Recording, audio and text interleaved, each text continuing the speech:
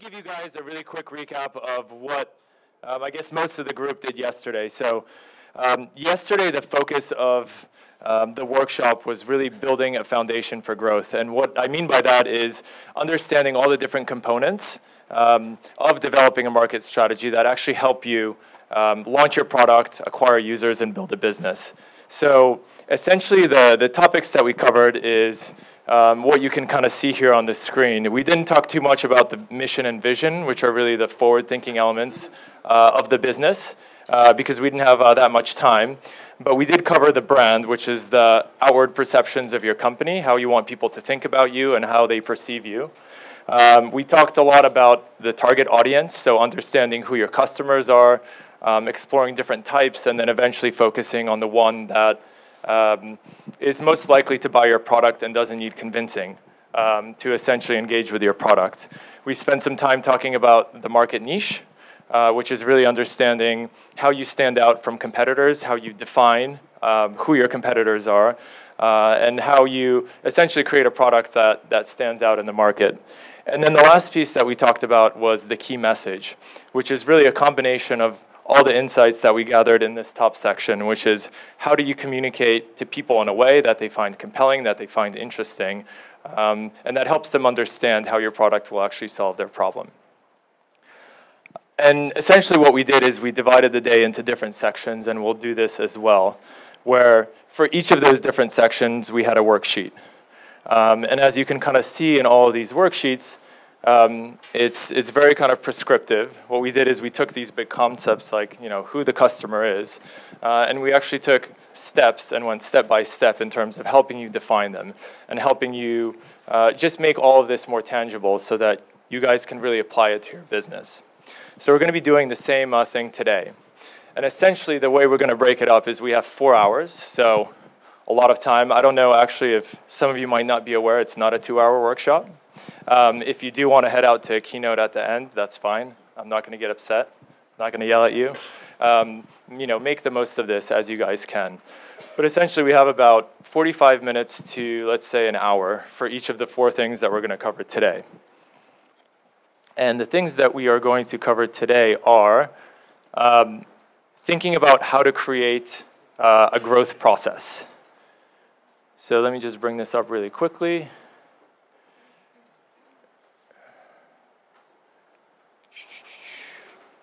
All right, here it is.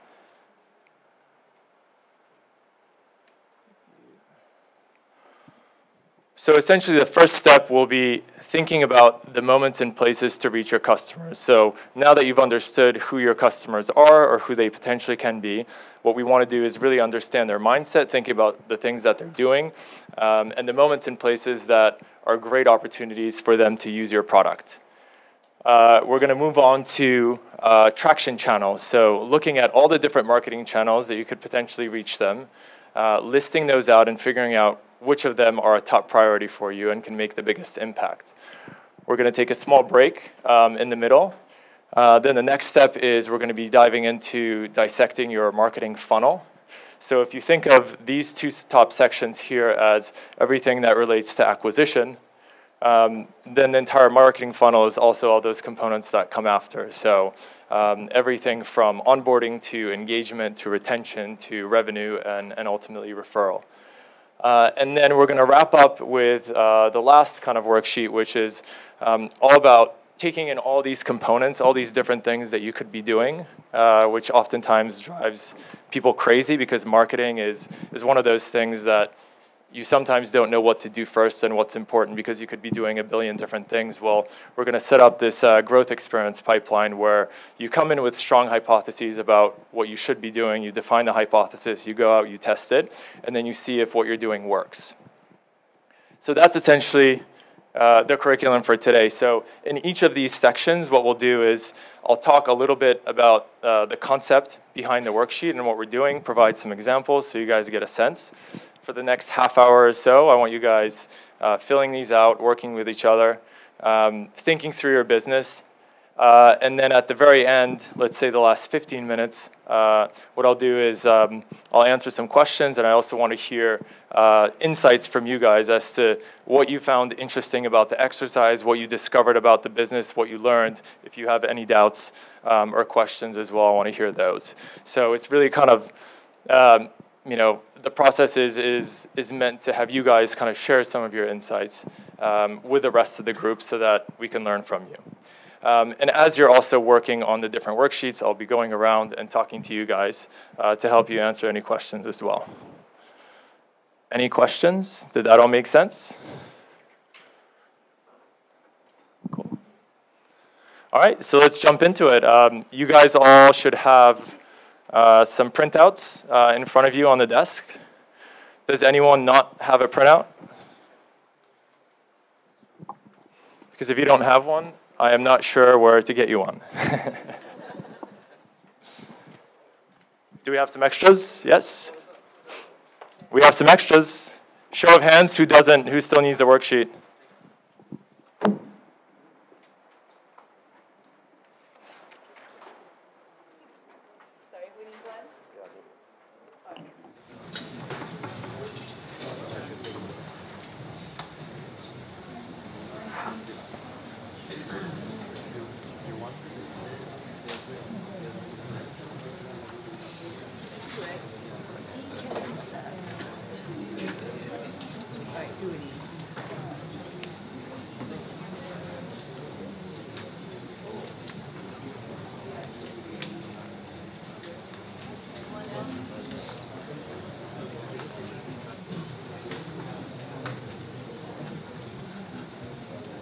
Same issue.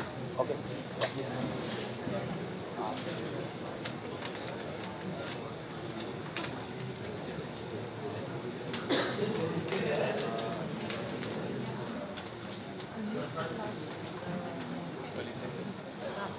That's fine.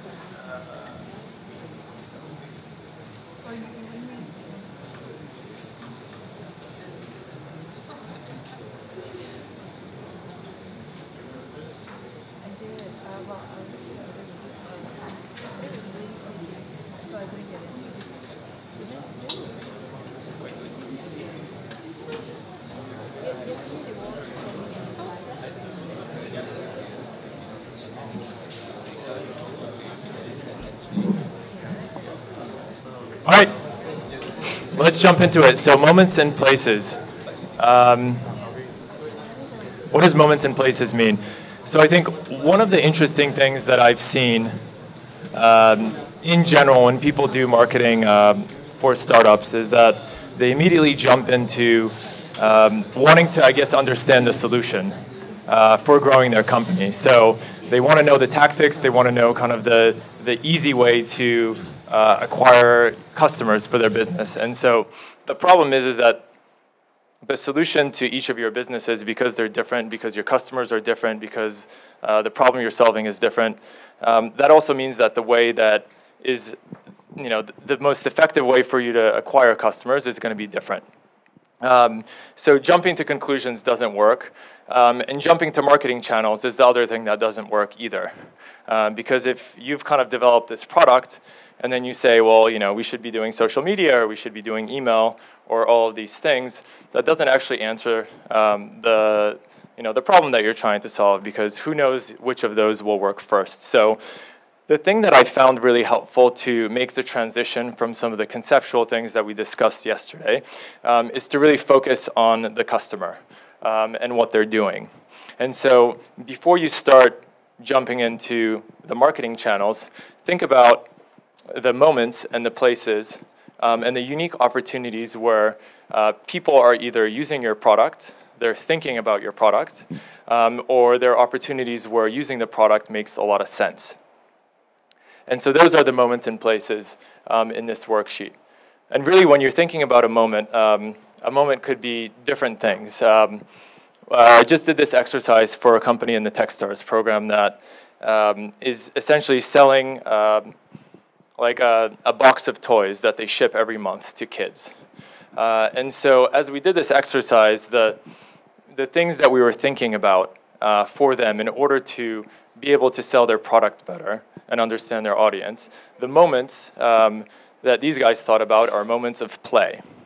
So the times when their product is most useful to their end customer or their end user, which is children, are the moments when children play. So what are those moments? So to give you an idea of, as you kind of fill in this worksheet, what types of moments and places you could be doing. Moments of play could be many. So after school, right? Kids go to school, they spend the whole entire day learning things. They're probably not too excited about that. And they get home. And in that moment, what they're probably thinking, I've just gone through an entire day of school. It was a pain in the butt. Like, I just want to be a kid, and I want to start playing. So it's almost this, moment of liberation. So the settings and the people, or excuse me, the mindset is, I want to just free myself of all these responsibilities, and I want to be a kid. The setting is the home, right? They're coming home. They're probably greeted by their parents. And they really want to play. Now, the next thing in the worksheet is brands. So what are the types of toys that they currently use to play with? Is it Legos? Is it going to the park? Is it other things? Like, what are those things that essentially these kids are using today?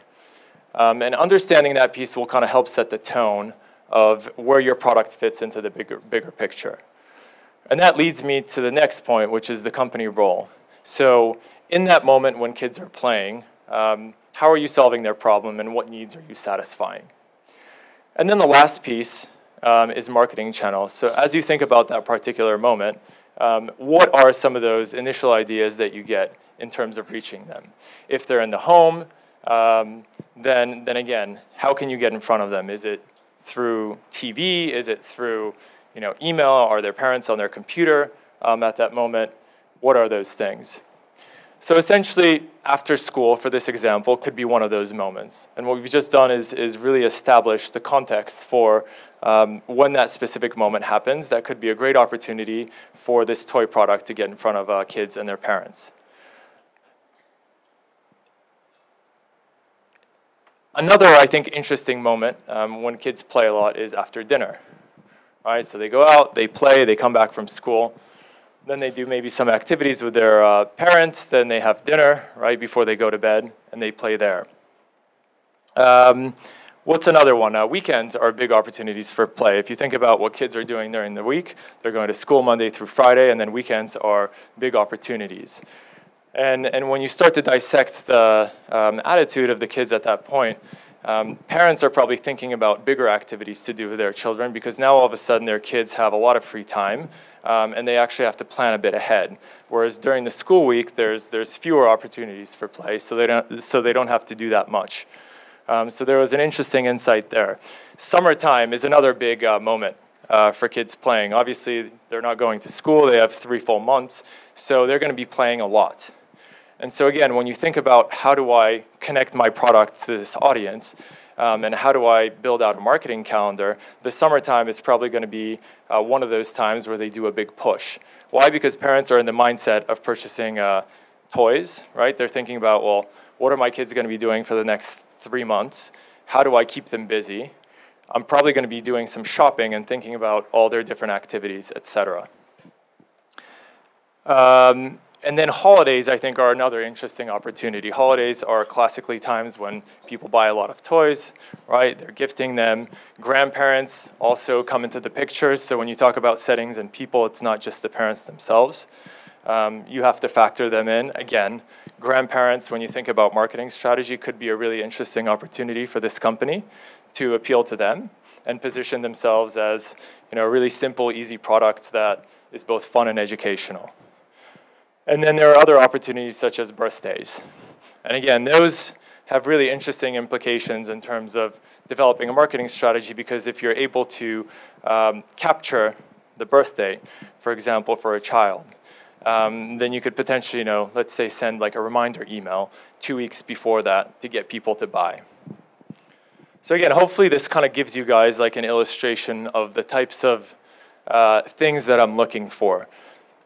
The reason why we do this exercise again is we want to jump into people's minds. We want to really understand when and why they're using a product. We want to set the context for the situation, and we want to have a whole list of these things, so that by the time that we actually get into the discussion about traction channels and prioritizing which channels you actually go after with people, you're coming at it from the perspective of the person and not the channel itself.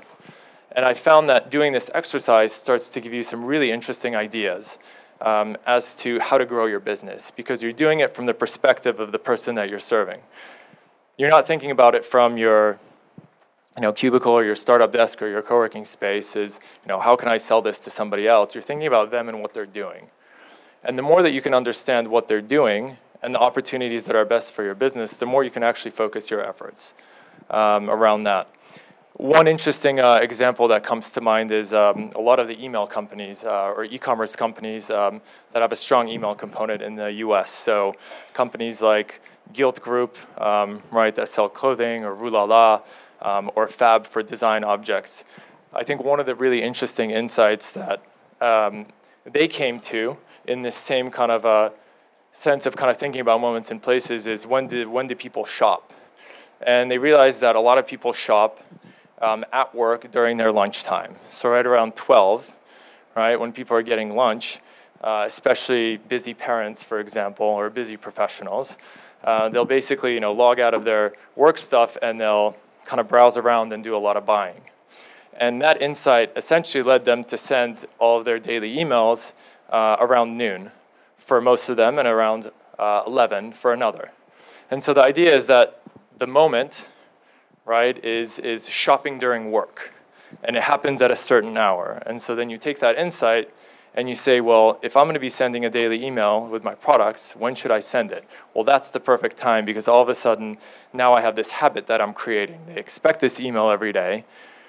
They do their work, they get their lunch, and then they log on, and now they're shopping for clothing. And that becomes a great buying opportunity. Does that all make sense to you guys? Any questions? Yeah, so the question was around brands. So again, as we're kind of setting out the context for what a moment is, what brands really mean are the tools and products that they're either using at that particular moment or that surround them. So again, in the kids example, it was, what are the other toys that they're using? But it could also be, things outside of toys. Trying to think of a good example for that. So, like for example, if a moment was like, breakfast, and let's say kids play during breakfast, then some of the brands that they'd be surrounded with is like breakfast cereals or food brands. Maybe it's, TV shows that they're watching. The idea is to really understand, what they're surrounded by, because that kind of gives you, again, more context for potentially who you're up against, or again, what things they're doing at that particular moment. Does that make sense? Okay, so the question is, what if it's in an enclosed area? And what do you mean by that? What are the type of things would they be exposed to? Say, in my context, sure. I'm carrying passengers in taxis. Mm-hmm. So they are fairly enclosed. But okay, so the question is, this gentleman, what's your name? So Jay is, has a business with taxis, and he's saying that, what if people are in an enclosed area? So I think the response is you're thinking about moments and places where they're thinking about traveling. So in your case, let's say a lot of people travel after work, right? And so they're leaving the office and they're thinking about, I've got to get home. Or maybe that happens, I'm not sure, 30 minutes before work. That's kind of that opportunity. And maybe, the place is actually the office. So I want to understand the environment there, what's actually happening there, what are they surrounded by, what the situation is, who else is there, are they alone, are they with other people, or are they with their coworkers, etc. And again, that just kind of sets the tone. So think about, for you, it's moments of travel or moments of transportation. And think about the use cases where you think people will use the product most often. Another great one, while we're on the topic, right, is whenever it's raining, you know, or the weather is bad, because then you don't want to be outside. You want somebody to just come and pick you up. So I guess just kind of going along those lines, you know, think about it more conceptually. A lot of examples that you've been saying is maybe dealing with end users or end consumers. Yes. If we are targeting businesses, how would we apply? If we are targeting businesses, how would we apply this kind of approach? Yeah, so the question is right around businesses, B2B products. I think it's the same exact thing. So usually for B2B businesses, it's when do they start thinking about purchasing decisions, or when do they make purchasing decisions? So a lot of businesses, for example, do budgeting at the beginning of the year. Usually they have a specific month where they receive money that they can spend later. Or if it's, you know, so there's like budgeting time would be potentially one moment. Another moment would be end of a quarter when companies have extra cash that they have to spend, because if they don't spend it, then they lose the money. So there are, I think, opportunities when they're thinking about buying products, some of which I think could be, you know, maybe not as specific. Maybe things are happening during the year, but I bet you that there are specific times where they are, you know, in that mindset of making a purchase. Another moment is when something starts to break, or when a company reaches a certain level, right, of revenue, of employees or whatnot, and then they need your solution because your solution helps to solve that specific problem. So think about the motivations behind why people are buying stuff, or why people are buying your product. And then if you can anticipate that, then that opens up the opportunity to really focus your efforts in that regard. Any other questions? Just an extension with his question earlier. So if we are a back-end service company that we are selling to a B2B customer, where the end users are, let's say, people, ordinary people like us, so we should focus on our corporate clients, or we should focus on end user?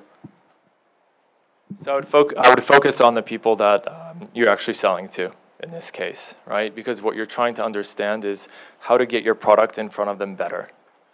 That's the whole purpose of the exercise. So if you're not interacting with the end user, then understanding, you know, they're not going to be buying from you. So this kind of helps to either get the person that is buying from you, or if it's a B2C product, who's actually using it. Again, this is not meant to be a perfect exercise. This is a way to spur your imagination, to get creative, and to think about ideas that really relate back to your target audience.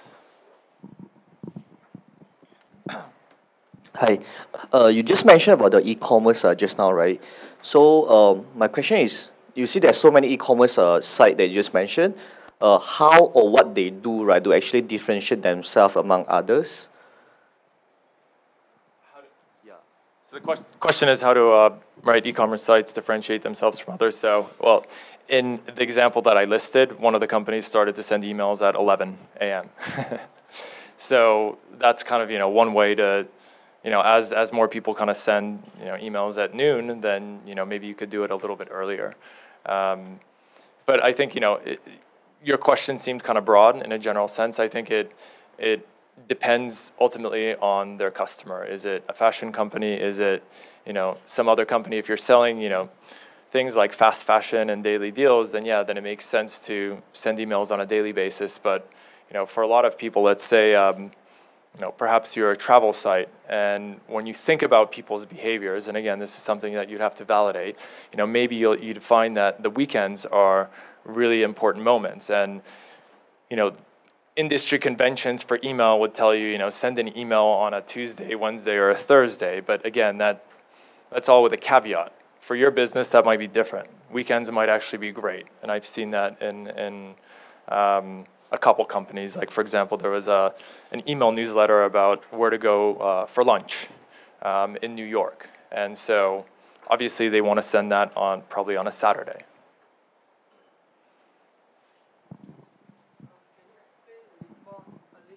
about audience mindset.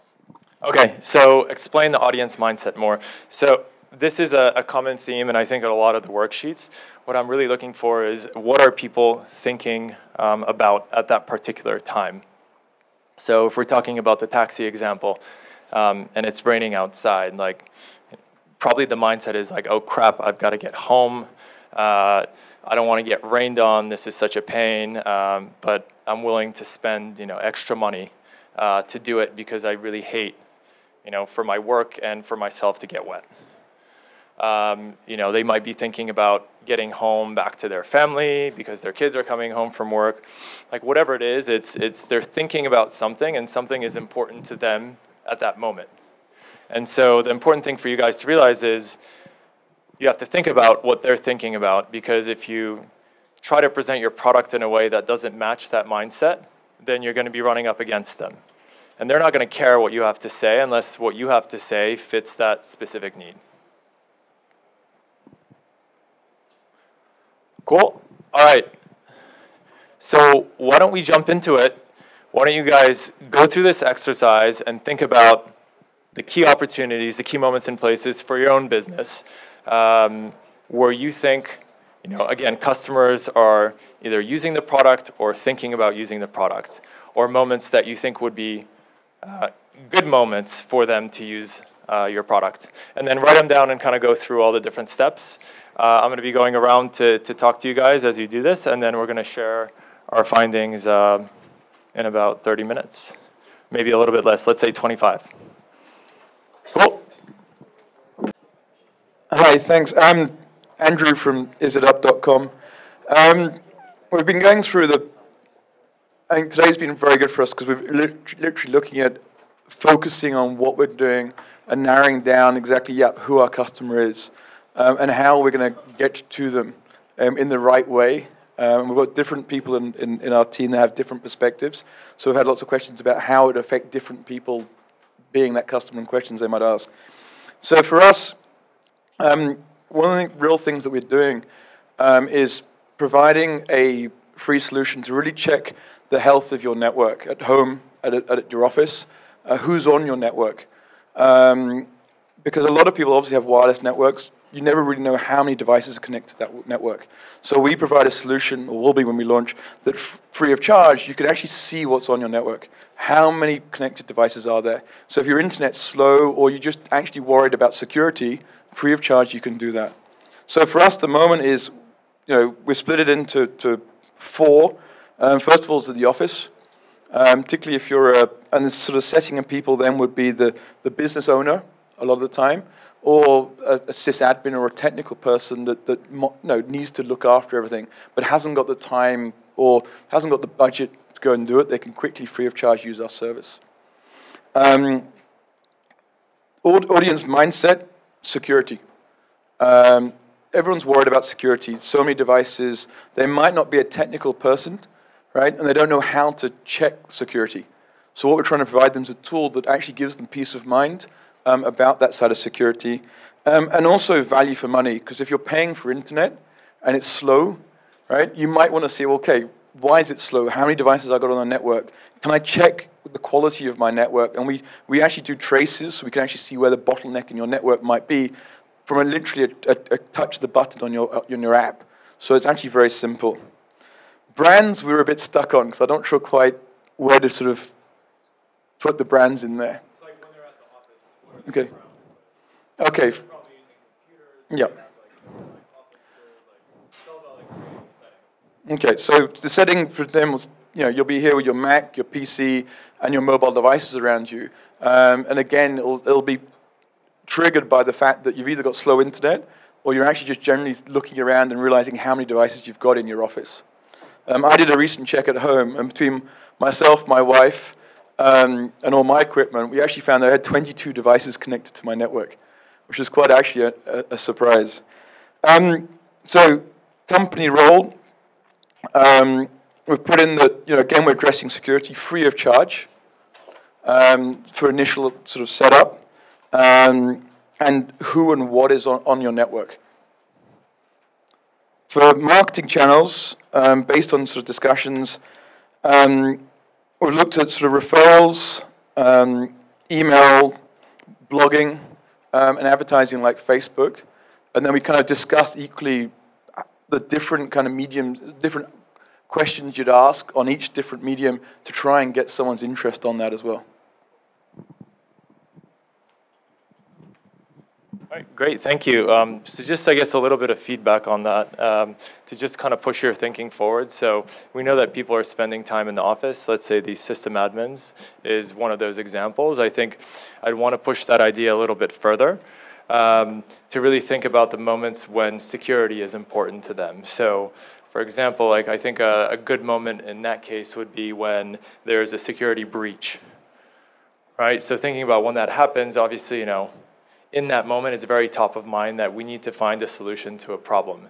That actually gives me another idea. You know, there are some of these big global security breaches that affect like the servers and some of the, you know, the base code on which a lot of machines run. Again, those things are pretty big in scale. What was like one of the recent bugs that was found? Yeah, not even Dropbox, but also like some of the underlying like server technologies, for example. They're one of my clients, I guess, is in that space, so I hear about these things. But you know, when those things, I guess, come to light, right? There's a lot of news about it. People write about it. Again, great kind of mindset. So, yes, Heartbeat or Heartbleed was one of the bugs, right? So, great opportunity. What does that mean for, you know, potential thought starters? Well, if you've got an email database of people, then sending them a quick email to let them know that, you know, hey, you could prevent this kind of stuff in the future or whatever might be a good idea. So think about like moments of concern about security or security breaches and things of that nature to narrow down the opportunity a little bit more specifically. Does anybody else want to share, I guess, some of the moments that they came up with for their business? Our company is a sports equipment trading marketplace, and it's very straightforward. We just link the buyer and the merchants for used or second-hand sports equipment. So for our first moment is cheaper. Okay, those people, they are looking for cheaper or bargain deals of the equipment, so they'll come to us. And the setting and people will be those who are in the low-income group and stingy people, okay? And the setting, and students as well, okay? Students, perhaps also housewife, okay? And next will be the audience mindset for those who are really price-sensitive people, okay? And brands, we portray ourselves always below market price. Company role, we try to commit or not really commit. We try to achieve a bargain deal and price sensitive. Is it? We try to achieve a bargain deals and price sensitive populations. Okay. And could you actually share some of the, just instead of going through one by one, just share some of the moments in general? Oh, all the moments? Yeah, instead of like going one, like okay. through the different specifics, just kind of like broad. Like I'm going the other way around. Yeah. Okay, sorry. Because it's going to get very long, so just kind of, so people get a sense for your business, what types of moments you Okay, then the second moment will be the stock availability, because some of the physical stores just do not have the models that you are looking for. So they come to us and we can source that to them. And also geographical differences and versions and models. Sometimes certain models you can only get it in foreign country, but not locally in Malaysia. But we can help to find those models and get it to them. And next will be with, for those who don't have time to go to the physical store and purchase the equipment, and they can come to our platform to get the sports equipment. And for those who are motivated to do sports, and for those who always get the sarcasm, or very sarcastic word from their peers, so they are committed to do sports and they want to get some sports equipment, yeah, to exercise. And lastly, it will be the introverts who just doesn't like to work out in public. Yeah, that'll be all. Thank you. Great stuff. So did you guys get all of that? Right, essentially kind of trying to break down the mindset of when people are interested or purchasing sports equipment, because those are going to be the moments that build this business. Cool. So I guess in the interest of time, let's move on to the next exercise. It's 3:30, so we're a little behind.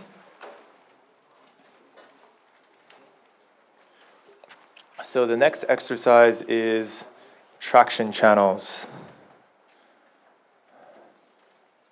So again, now that you guys have a baseline for thinking about the different ways that you can get in touch with your customers at the moments and places where they're open to your product, the next step would be starting to think about all of the different marketing channels that you could use to get in front of them. And I think, as I mentioned earlier, this is one of the most difficult challenges of marketing a business, right? Because there are many different ways that you can do it. And so the best way to do it is to basically list out all the different potential ways that you could actually get in front of your customer. So again, for, I guess, web businesses, you can do, or yeah, for general businesses, you know, you could do things like social media or email or getting press and PR, or developing a content strategy, or doing events, all those kind of different things. For mobile companies, you're probably talking about things like App Store optimization, you know, incentivized downloads, etc. For B2B businesses, you're probably talking about a lot of email marketing and content. Whatever all those channels are, what you really want to do is first just write them down on paper. That there are probably going to be more than 4. And then essentially what we want to do is we want to get to a place where we can focus on only a few of them. So again, the mistake that people do is they try to do a lot of things at once. One key insight, I guess, that I've seen is that with limited time, right, you only want to focus on a couple at one time. Otherwise, you're spreading yourself too thin. And then number 2, you want to actually give yourself enough time to explore whether or not this particular channel will work for you. And there's no like specific, I guess, time period for that. But I have found that, let's say, you know, about a month or so, 4 weeks, if you're moving quickly, maybe a little bit shorter, if possible, is necessary. Because you think about, you know, doing, you know, let's say an email campaign. And think about the time that it takes to send the first email, and maybe people don't open that email because they're busy. And then you have to send them another one, but you have to wait a few days. And then maybe a couple people open that email, and then they get back to you. And if it's a B2B business, then maybe you're going to set up a meeting with them or a call. And then once that happens, which could be, you know, a week later, then you get some sort of validation as to whether this is a really effective way of acquiring customers. If you're doing, you know, social media as well, how long does it take to build up, you know, a set of followers? So as you kind of think about doing any one of these, you do have to keep in mind that it does take time. So just because something doesn't work right away, then it doesn't mean that you guys should stop and say, all right, well, email doesn't work for us. You know, what's the next thing? In terms of how I want you guys to think about these channels is first, you know, the channel, give it a name, what it is. Describe it if it's a little bit, you know, more confusing or not straightforward. Then think about like the different tactics that you're going to be using. So if you're going to be using email, what types of programs are you going to be sending? Are you going to be sending an email newsletter? Or are you going to be doing an email capture form? What have you? Explain it a little bit so that when you say social media, it doesn't sound like this vague thing that nobody knows about. The next thing that you want to think about in terms of helping you to prioritize this is resources. And resources are divided into 2 things. Resources are money. Certain types of products and marketing channels, especially the paid ones, require money. Some of them are too cost prohibitive, so it doesn't make sense for you, especially in the early stages, to use. But at the same time, the other resource, so call that external. The other type of resource is internal, which is your time. How much time do you actually have to spend and dedicate to this channel to get it working, or at least to validate it? And again, as you kind of go through each one of these channels, you're gonna realize that different channels require different types of resources. And some of them are simply not worth your time. The next one is barriers. What barriers are preventing you from making this particular channel work? One of them could be money, one of them could be time, others could be, for example, long time to implement, a specific tool. If you're using an analytics product, for example, and you're using that to increase your business by optimizing your funnel, and then you have to get engineering involved, and it takes 2 or 3 weeks to install it, well, that's a barrier. Because before that channel starts working for you, you have to invest a lot of energy into it. The next piece is key metrics. Anytime you're thinking about channels, you have to set a goal for yourself. You have to ask yourself, what part of the business will this help me improve? Is it getting new signups? Is it getting new followers? Is it generating leads? Is it moving people down the funnel? So it's important to set those metrics up front in terms of what they're going to be doing for the business. Sometimes they're tied to the bottom line, right, and the revenue and sales. Other times they're at different steps of the process. So define that up front. And then the last piece is really the impact, which is what is the realistic difference that you think in an ideal world you can make with this channel. And so you can either make assumptions about it based on certain industry standards. For example, when you're talking about, again, sending emails, then you can estimate things like open rates and click rates, which are, generally speaking, those types of statistics are available.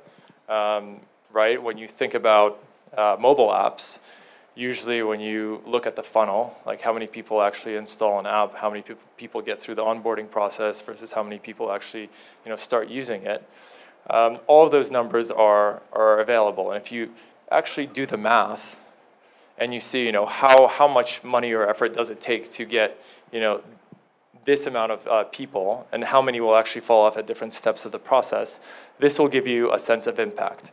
Now, if you've already done some work in a particular channel, you can also take some of those learnings and inform this process. And then at the very bottom, you have priority. So essentially, the point of this exercise is one is to not make any assumptions about any channels to begin with, is to list them all out. Because a lot of times people make decisions about which channels they think will work based on their own assumptions. And then go through each one piece by piece and really figure out if it's a viable option for you. So going back to this whole idea that I was telling you guys during the keynote, right? Think before you test. Obviously, you want to test every single one of these. But there's a lot of good thinking that you can do up front to really figure out which of these has a higher likelihood of working or not. And then you want to essentially narrow it down to the 2 or 3 channels that you're going to be focusing your time on during, let's say, a month-long period, where you're going to be actually implementing it and giving it a fair shot and seeing if it works or not. If it doesn't work, then obviously you're going to scrap it, assuming you've given it enough time. If it does work and you get traction and you find that people are signing up for your website or downloading your app, then obviously that's a good sign, and then you increase your efforts around it. But it becomes this very iterative process. Now there's a new book that was recently written by, I think, one of the founders of DuckDuckGo, which is an alternative search product, essentially a competitor to Google. Their whole point of difference is around privacy. Him and another entrepreneur wrote a book called Traction, I think. It's a book with a yellow cover. You guys should take a look at that. I don't know if it's available in this part of the world, but essentially these guys kind of talk about essentially this sort of approach of figuring out a way to get traction. And the philosophy is very similar. They write, I think, about 17 different potential channels that startups can use. They go into some of the tactical elements behind each one of them.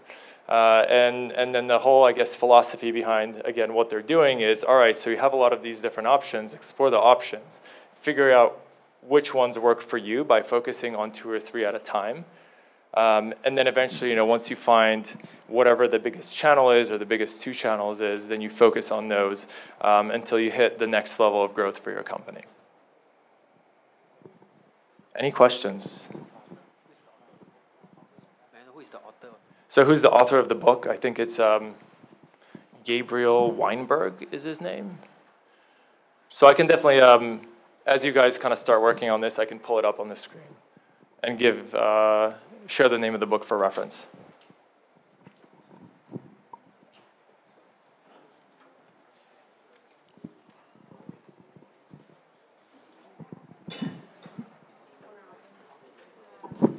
Hi. So, are there any relations to the moments that we did just now for these channels and tactics? Yes, a lot of, I guess, a big relationship, right? So now we're kind of moving on into the more tactical aspects of growing your company. The purpose of the Moments and Places worksheet was to help you guys generate ideas of what you could potentially do based on what your customers are doing and when they're receptive to your product. So that's why at the bottom of the Moments and Places worksheet, there was a box for marketing channels, which is almost thought starters around what you can do. And so that's really the link, right? When you think about what people are doing and when they're open to your product. Can you guys quiet down a little bit? Right, so when you're thinking about Moments and Places, you're starting to get ideas of which channels that you could use that would potentially work in a specific context. And so that starts to seed this entire exercise, which is then mapping out the channels independently and then thinking about different things that you could do to essentially reach your audience. So that's kind of the transition point. Any other questions?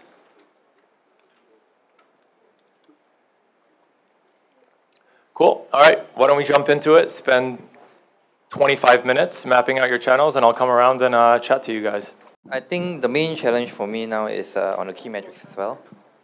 Because let's just say if I want to do social media, and when I do all this, I do not sure whether I want to generate leads. We want to focus more towards downloads or signups. So it's a bit confusing over there. So we realized that just on social media channel, the key metrics could have a few, but which do you want to penetrate to? Yeah. Yeah, so I think that's a very good point in terms of what to focus on. And again, you can do different things with different types of channels.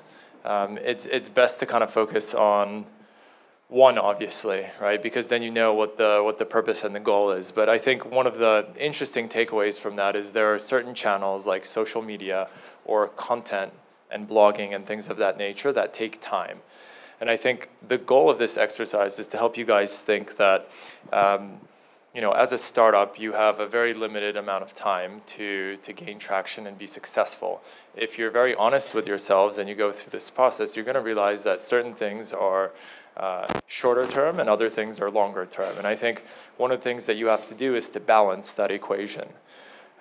So there are certain things that you do want to invest your time in, and you kind of do it on the side, and then you maintain it. And maybe, if it's having a presence on Twitter or Instagram or whatnot, developing those followers over time, but knowing that before you reach 1,000 followers or a few thousand followers, that's not going to have a material impact on your business. And so you can't expect that channel to drive revenue in those early stages. So in the meantime, you have to focus on other things that will make a bigger impact. So for a lot of startups, right, when you're launching, having a great press strategy works. Why? Because journalists like to cover new product announcements. It's just a very natural thing to do. But then when you think about press and PR as a channel, the question that you have to ask yourself is, can you consistently generate news articles about what you're doing? For a lot of people, the answer is no. There's just not enough happening. Some companies have done it well. The one that I can think of right off the top of my head is Warby Parker, which is the company that makes glasses at a fairly low cost, and they're very fashion conscious. So I know that certainly in the beginning stages of the business, they did a lot of publicity stunts, they did a lot of things around fashion shows, and they had a very strong plan around creating news about the company, and so they got mentioned a lot in the press, and that drove some significant traffic for them. In general, I think press is one of those channels, though, that it gets to a certain point where you max out. And I think for most channels, that's the case as well, right? You get kind of to the saturation point, and obviously not a lot of companies are going to get there, but if you do it well, you get to a point where you essentially plateau and you have to look for other options. But I think for you guys, the thing to keep in mind is, again, which are the channels, like what are the quick wins? What are the things that will generate immediate traffic, and balancing those with what are the ones that will take a lot of time and investment, and they will be very valuable later on, but not necessarily right away. And if you have, money or kind of a runway for 5 months or 6 months or whatever it is, you have to be, very honest with yourselves about what's going to make an impact for the business. Another thing that you guys probably noticed is each of these different channels, right, has its own set of tools, has its own conventions, has its own, best practices, etc. It's impossible to be an expert in all of them. And obviously, for the purposes of this exercise, we're not going to cover them because there are just simply too many. But as you're kind of exploring different channels, what you can do is, is simply, Google whatever that is. What are the, for email, what are the open rates? What are the click rates? What's a good way to, think about an email program? A lot of people, write about this stuff on the internet, and the content is accessible. So simply doing a bit of that research to help you kind of validate things further is going to be very helpful. And I guess, the last point I want to make is that, again, like the example with like press, like certain things like work for everyone, right? So if you're launching a new product, then there are certain things that you want to do in terms of like how you make an announcement. If you're in the B2B space, oftentimes thought leadership and content and inbound marketing work. Why? Because people don't like to get sold to. They would prefer to find out about you because you wrote something really interesting. And if it's a niche product that a very specific subset of the audience is interested in, and that content doesn't exist, then the fact that you're writing about it means that you're attracting a very focused crowd to your business. And then they're going to find out about your product that way. They're going to start reading about it. And then eventually, you're going to get to the point where you can make a sale because you've caught them right at the right moment with the right mindset of them wanting to buy. I guess, so you guys had asked about like the book as well. So this is the book that I mentioned. Again, if you need ideas of like different types of channels to use, I think if you Google around, they write about like 17 of them.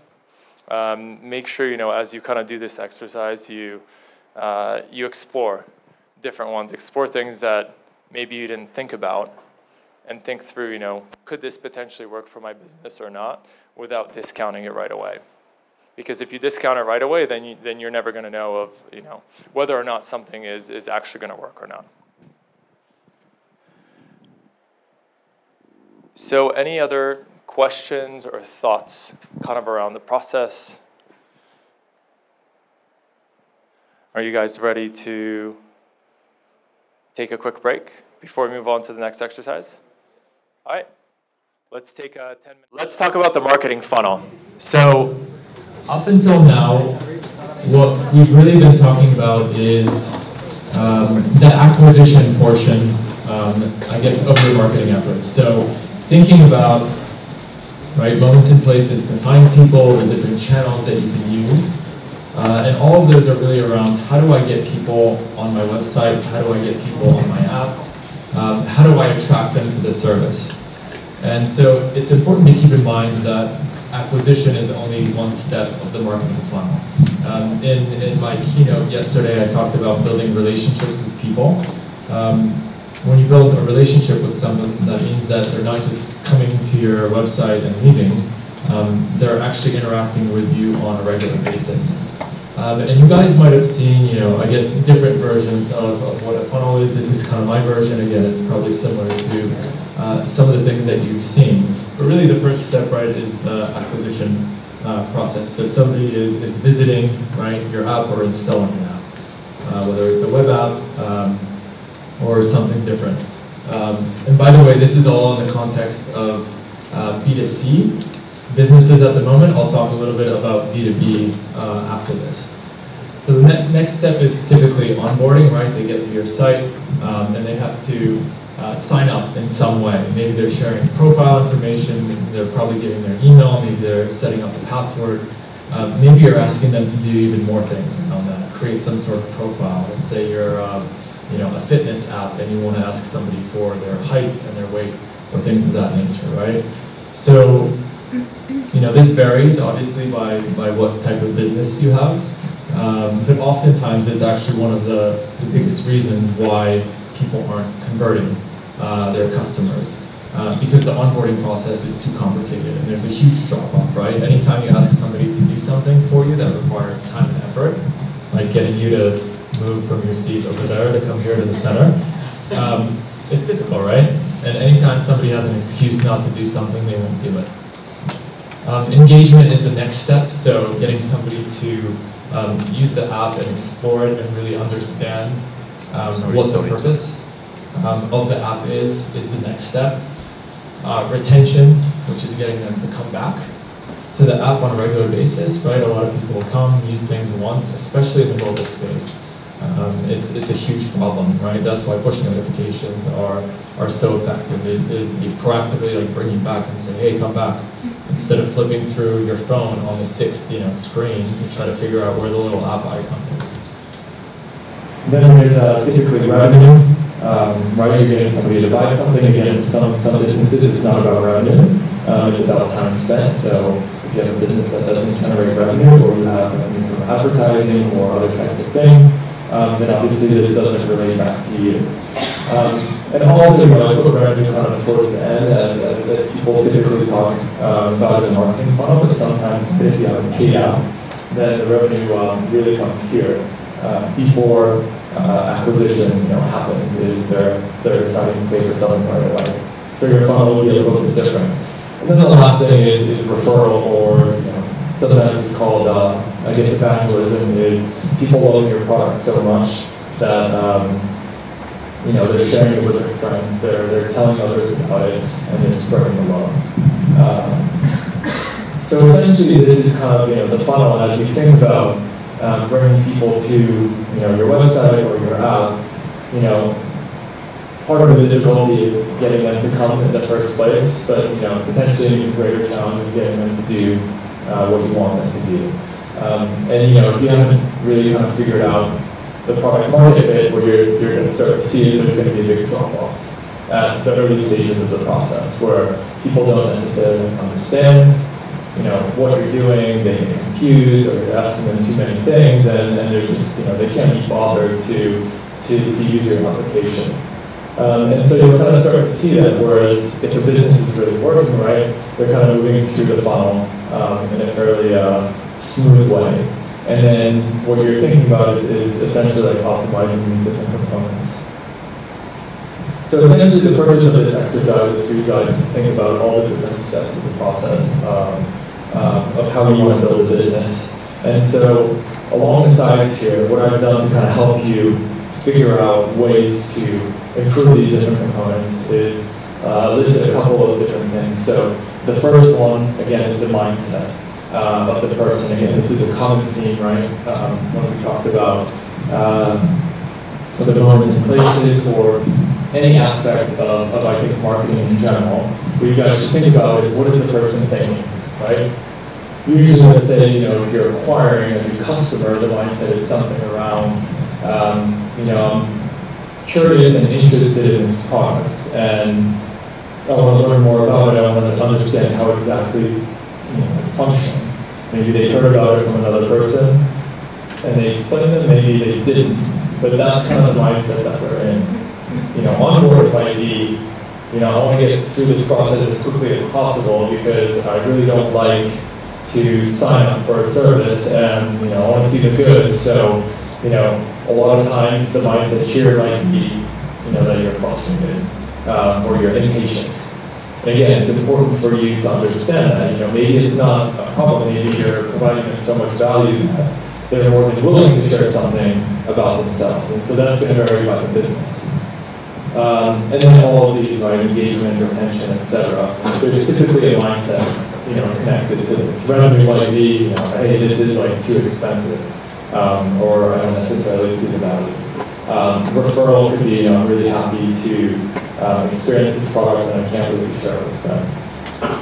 So that's the mindset. Objections is an important one, because as you think about the funnel, as you think about the things that aren't working, listing out objections will help you think of how to essentially address that. Like, what problems are people having if they're, for example, coming to your website and they don't understand the copy? Then the objection is, I'm not clear as to what the product does. And you can get that sort of input validation from talking to people by doing a survey, whatever that is. And that will help to inform what you actually have to fix at that step of the process. Again, onboarding is, this is like way too long, I don't want to do it. Or here's another common one that happens during onboarding. There's like a technical error that prevented me from, inputting my email. Or, the password requirements are too much, so I get frustrated. Around engagement is, there's no reason for me to come back to the site because the content is not fresh, and so I'm not going to want to engage with the product because, of that, or the fact that I can't find information. But again, what you're going to find is that there are a certain set of objections at each step of the process that are preventing you from getting good conversions. Which leads me to the next point, conversion rate. Right? When you think of the classic marketing funnel, you start with 100% of people. Then you basically acquire some of those. Then you move into onboarding. And essentially the numbers become smaller and smaller and smaller and smaller and smaller and smaller. Until, you get to kind of the final number, which is maybe like the number of people who pay for your app. This will kind of help you, when we talk about like numbers and metrics, this will help you really estimate how many people do you have to bring into your site or app at the top of the funnel to be able to sell a certain amount of product or get a certain amount of usage. And so it's important for you guys to track all of these components through an analytics product or whatever other tools that you have to really understand the economics of your business. I think there were some panels on that topic, I think, today. And then the last piece that I want you guys to think about is, now that you know what people are thinking about, the issues that they're having at each step of the process, and how well they're converting or not converting, what is it that you could do to improve each step of the funnel? And so this is an opportunity for you to list out some of the ideas and say, this is what I believe is true, or this is what I believe is the issue. And I could potentially fix it in this way. Right? And that's why all of the work that we did in day one to help you really think about your audience and who they are, this kind of starts to play in the hypothesis. Because if your hypothesis is that the copy is wrong, then if you really understand your audience really well, then you may understand that they want to be spoken to in a certain way. Right? You should be using a certain set of words and a certain tone of voice. But if you didn't do that customer exploration, then saying that the copy is wrong is a fairly weak assumption. So this is kind of the general exercise. You guys should also, there's a really great blog post by Dave McClure from 500 Startups, where again, this is kind of like his version of the process, where he kind of talks about like certain benchmarks at each stage. So again, he kind of talks about acquisition, right, which is what I have here. He uses the word activation, which a lot of people use, and I think activation is a little bit too conceptual, so I prefer the word like onboarding, right? If I tell you that you have to onboard a person, then I think that's fairly like understandable. If I tell you to activate them, it feels like a little big. And then he actually doesn't split up engagement and retention, and I think that there's a difference between the two, where engagement is about getting people to use a product versus retention is really about getting them to come back. And then referral and revenue, he flips those around. He'll kind of give you like some baseline metrics, right, of what you can expect, and take these with, as any benchmark with a grain of salt. In your industry, they might be different, but I think the big takeaway here is, the value of the person at later stages of the funnel obviously increases, and the number of people decreases, right, as they move forward, because people simply don't want to put enough effort, right, and expecting them to spend a lot of time on your website and be engaged and produce content and whatever it is. Obviously, like as you go further down the funnel, that's gonna decrease. So I guess one final point for B2B companies. The marketing funnel for B2B companies is fairly similar. And I guess in terms of this structure, obviously like it might vary a little bit. But when you think about what a B2B company does, is that the sales process is typically fairly long. You're selling a higher priced item. Right? And so you have to meet with different types of people, and you have to educate them about the product. You typically, let's say, have like the first meeting, which is like the meet and greet, and you tell them about what you do. Then they maybe come back to you with different questions that they may have. They may set up another meeting. All of a sudden, they bring in different decision makers, and then maybe you have a couple more of those meetings, or maybe it's a phone call. And then at some point you get to the place where if they bought into your product, then you start to figure out the details from a legal perspective in terms of signing a contract or getting somebody to actually pay you. And then at that point, if the product is very complex, then you have people who actually help like onboard you and help you use the product itself.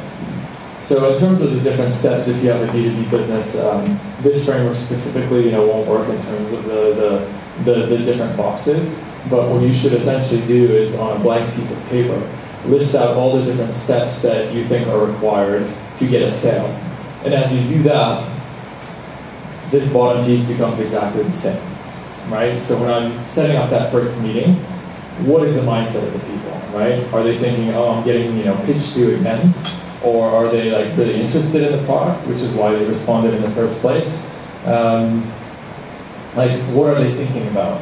And then after you give them a pitch, what are the questions that they're coming back with, and the objections that they have, and the doubts that they have about the product? And then after that happens, how many of those people who took the first meeting, what percentage of those are going to be moving to the next meeting? And then for the next meeting, what percentage of those are going to get to the stage where you're signing a contract? And as you build out the funnel, again, you're starting to develop certain hypotheses around why aren't things working. For example, if you're trying to sell, the technical aspect of the product at stage 1, when people are just interested in generally how it works, then maybe you're losing some of them because the stage at which they bring in the CTO to do a technical analysis of whether or not this thing is stable and they can deploy it in the organization, that doesn't happen until step 3. And so those sorts of things, those sorts of hypotheses will help you actually optimize the sales funnel. So again, essentially, the approach is the same. You're keeping kind of this, but you're changing these steps to, meeting 1, or meeting 2, phone call, whatever it is. And when you're thinking about, the mindset, I think the other thing that I would add for the sales process is usually there are a few different decision makers, so make sure that you specify who is present in the meeting. Because usually, again, different people get involved at different stages of the process. There's, the gatekeeper, the person who actually, filters out, the companies that they set up meetings with. There's, maybe somebody from the technical side that has to evaluate the product. There's the person who writes the check. There's a lot of different, people who get involved, and usually their objectives are different. from each other, right? What the technical guy cares about is not what the marketing guy thinks about. And so again, it's important for you to kind of break that down, because as you kind of go through this exercise, you start to understand, you know, are these conversion rates good or not? Take a look at industry benchmarks. And which step of the process do I need to optimize? And I think that's a big question when again, folks ask, you know, we want to improve conversion rates. It's not about improving conversion rates, it's improving conversion rates at which specific step of the process. Does that make sense? Cool. Do you guys have any questions? Question? Just the objection, can you just give me more detail or more examples? Yes. So objections, adding a little bit more clarity. So objections are trying to understand the reason why certain behavior occurs. Why are people kind of dropping off at each step of the process? Like, what is it about the site? Now, like when you talk about like acquisition, for example, like a lot of people, you know, if you look at, you know, just standard metrics for a lot of websites, bounce rates are fairly high. You know, people like visit a website and they kind of go, and usually the symptom of that is that they probably were looking for something different, and they got to your site and they realized like that it doesn't work. But at, again, different stages of the process, right, there may be like specific reasons why they're not converting. Again, if it's like revenue, maybe they don't want to spend their money. Or maybe they don't have a credit card and so they can't make an online purchase, right? There are many like different reasons why they're not doing it. It's really up to you to kind of figure out, to try to kind of develop the hypotheses around, you know, why it's not happening the way it's happening. But think about, you know, look at the numbers, you know, the conversion rates will help. Compare these against industry benchmarks, you know, just get some sort of estimate. And start to see, you know, is it a problem or not? Because if, you know, most websites convert at rate X and you're, you know, way above them, that probably means that you're healthy on this step of the funnel. But perhaps on later stages, you know, that's when you kind of drop off. And so again, that's kind of like another output of this is, what should I actually focus on? And this will really kind of make it clear to you, like, what's working and what isn't. Any other questions?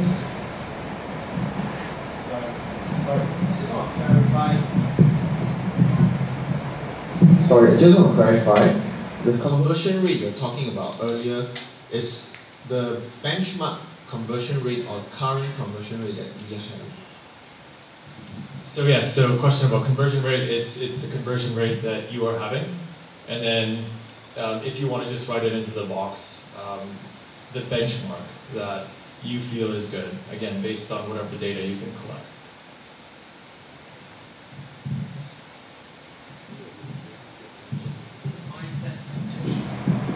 So the mindset and the objection is similar, the mindset. So mindset is more about the expectations of the person. What are they thinking about as they go through this flow? The objection is what they don't like about it. So mindset is more higher level, and objection is what is preventing them from not moving on to the next step of the process. So mindset, for example, in the B2B space is when people are taking their first meeting and it's a half an hour long, then their mindset is, I only have a half an hour, I don't have a lot of time, somebody's pitching me, like, get to the information that I need to know very quickly, or I'm not going to pay attention, right? So the mindset is, I'm feeling very hurried and overwhelmed and I have a lot to do and I'm not paying attention. And so if you're trying to give them a very like detailed presentation and you're going into things that they don't care about when all they're looking for is a high-level view of the business, then thinking about that mindset and seeing kind of that behavior in person will help you realize, well, you know, I'm not doing this the right way. I'm going to lose these people and they're going to be on their phones checking email instead of listening to my pitch. And the reason why is that a lot of first meetings are like that. People don't want to spend a lot of time figuring out if this product is good for them or not. And so if the pitch isn't good, they're not even going to go on to the next stage.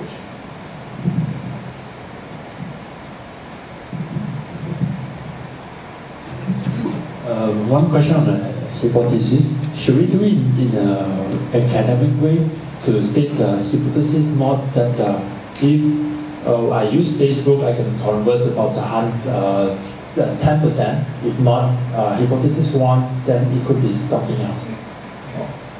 So I think I'm using the word hypothesis, I guess, in more loose definition. It's what do you think will improve the conversion rate at each step of the process, given what you know about the mindset of the person, the objections that they have, and what's occurring today. So that it's really a hypothesis about the solution that you're proposing.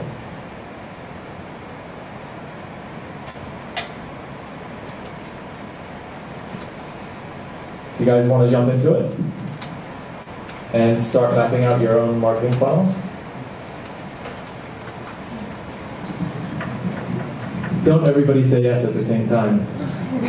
All right, let's do it. I've got an issue kind of here in the middle of the funnel versus at the beginning of the funnel.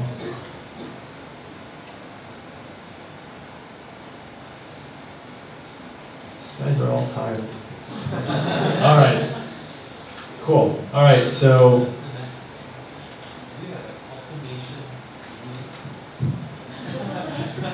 do you have any automation tools to do this funneling? I mean, acquisition. Because this is applied to digital business, right? If offline business or cannot have to do it manually or what? oh,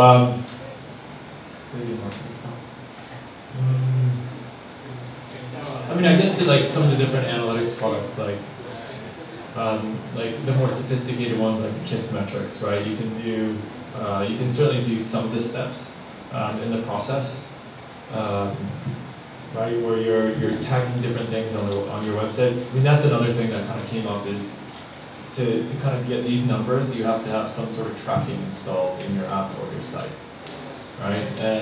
And typically with the more sophisticated ones, like Kissmetrics does like user level tracking, whereas Google Analytics is just kind of like aggregate numbers. It's much easier to kind of define that funnel and track people, at different steps and do it. But if you don't have access to that, and some of those tools are expensive, then you can certainly aggregate some of that data by hand. But you guys, you should know this kind of inside out for the business because. That's kind of determine, how much money that you can make and what the potential of the business is in the first place. Cezary, do you have a sample, template? I mean, the answer, okay, example from yesterday not to today, so we can have a clear reference when we are doing for our own startup. Yes. The full forms. All the answers. Yeah, all the answers. We were kind of copycat. So the question is, can you figure out our business? Example. We just take example. Yeah, I'm going to think about that again. I have client examples. Some of the challenge, I guess, of this stuff is, confidentiality. If there's something that I can dig up that, is semi-real, then I'll try to do that. That would be great. Again, think about it this way as well, is what's most relevant to you is industry benchmarks, right? What's happening in publishing versus gaming versus whatnot.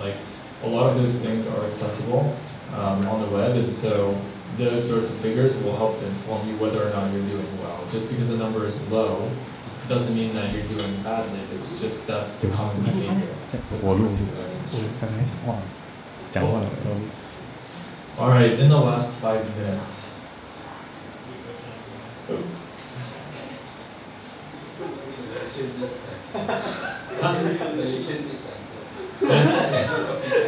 Hashtag Malaysians eat samples now. Cultural insights. All right, guys. So, final kind of thing that I wanted to share with you. In the spirit of creating this growth process that you can use and apply to your business and really think about the best ways to grow and find the solution that's best for you, is this growth experiments worksheet. So essentially in kind of the first 3 stages, what we've done is really kind of taken a deep dive into your business, understand what's happening, how you could potentially get people, what channels you're focusing on, what are the different steps of the process that people have to go through. And so you have, a lot of data around the different things that you can do from the marketing perspective. And kind of where you want to get to at some point is to define really smart experiments and develop really sharp hypotheses around what is wrong in your business today, or what things aren't working out as well as you want them to. And then think about different things that you can do to essentially fix that part of the business. So is it optimizing a certain step of the funnel? Is it running a test around using a new marketing channel to see if it works or not? Or is it doing some sort of marketing initiative around this moment that you've identified that carries a lot of value to your business?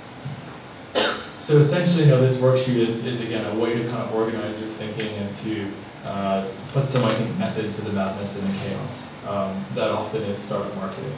And so in this column, really, we're talking about the experiment. What is it you want to test? Like I said, the experiment could be, test to see if email is a viable marketing channel, or the test is increase conversion rates at the onboarding stage of the process. Those sorts of things. The type, what I typically do in this case is to define different steps of the marketing funnel so that you kind of know what exactly you're doing. For a lot of things, it's going to be acquisition, right? You need to kind of bring people in through the door. So the email experiment would have been acquisition. If you do with press or PR or SEO, etc., all those are about bringing in people through the door. So I would kind of call it that. Whereas other steps of the funnel, right, like we discussed, activation, / engagement, retention, etc., those would be applicable here. The key metric is what part of the business do you want to change, what part of the performance you want to change. And typically when you run these experiments, just like we spoke about in one of the earlier sheets, you really want to focus on one thing, right? I want to increase, conversions from this to that. I want to increase followers. When you're running an experiment, it's important not to set, 2 or 3 different metrics, because then you kind of can't control the impact of what you're actually doing. Again, as you're kind of setting up this test, you should have a sort of prediction in place as to what impact you expect to see if you run this experiment. And again, this kind of goes back to creating this very strong process. If you guys kind of get caught up in, just trying a lot of different things at once and not keeping track of them, then again, you're going to come away, 3 months down the road, you're not going to come away with any learnings, right? The essence of marketing is to test a lot of, I guess, the first step is to come up with really great hypotheses, right, around people and what they're doing and why they're doing it a certain way. And then you test it, and then you see if it works or not. And you take those results, and then you basically improve upon them. A lot of them are going to fail, right? They're just not going to work. But this kind of gives you a good framework to kind of keep track of that. So prediction is important to see, what were your expectations going into this experiment? And, is the outcome, which is the next column, was that actually reflective of what you thought or not? Or were you completely off? And as you start doing more and more of these experiments and get sophisticated, then your ability to predict, what may happen is going to get better over time. Now, in this, spirit of testing, one of the things that I noticed as well when you're setting up these experiments is really thinking about whether or not what you're going to do is going to have a material impact. So the classic example of testing a green button versus a red button. Probably your prediction in that sense is that will increase conversions by a fraction of a percent, maybe 1% if you're really lucky. And when you kind of think through that process, you're going to realize, well, then why am I obsessed with testing button colors? Isn't there a bigger problem or a bigger issue with what's happening on my app today that I should address? And I had one really interesting example recently with a client that I'm working on, which is different parts of the funnel are very well optimized, but the conversion rate from visitors to signups is fairly low. And so, we did a little small test with buttons, just kind of fun. But then we kind of stepped back and said, well, what's really happening?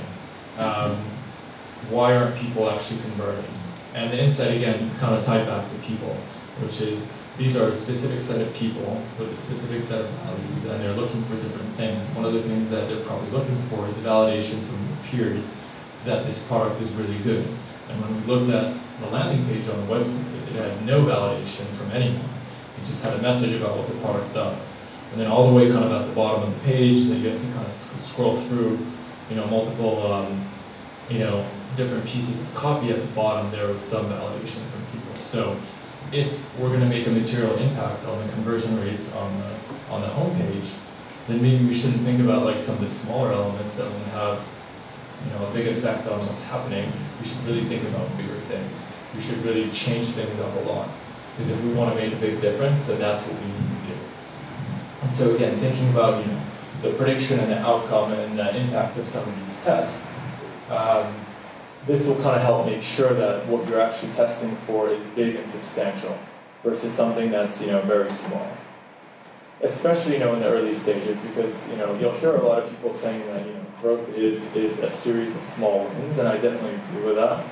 But again, if you're in the early stages of the business and you don't have a lot of runway, then you should spend less time focusing on the little details and really focus on the big elements.